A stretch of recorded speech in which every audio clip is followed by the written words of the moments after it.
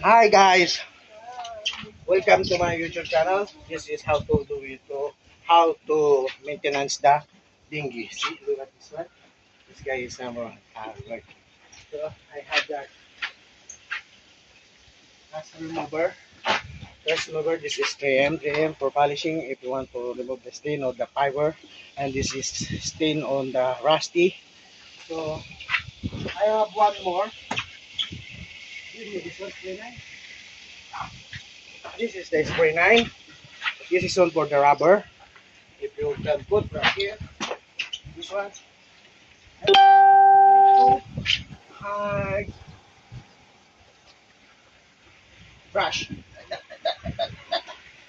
See, look at that. So very clean. And then if you are overheating, same like here in Dubai, like what you call this one? So too much very hot. So I have that sprinkle. Look at this one. This is called sprinkle. See? It's very easy to work. If there is like this very cold.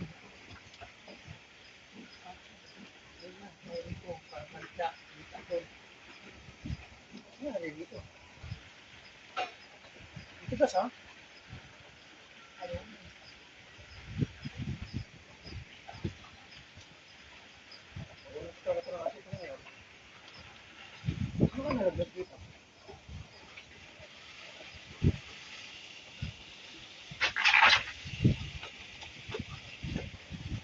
Oh my god, it's so dirty. The under of the rubber boot. You need to dive like this.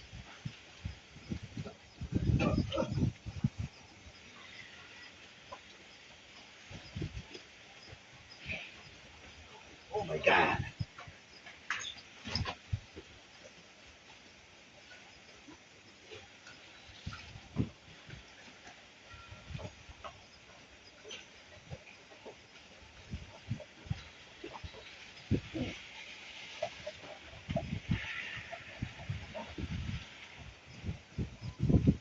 Ano nakatapon dito?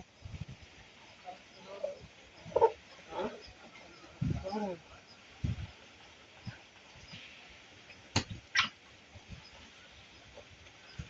After they finish this one, need to flushing the boat. You need to put the fresh water to the engine, the circulation. So that's why you need to maintain everything. And then the boat.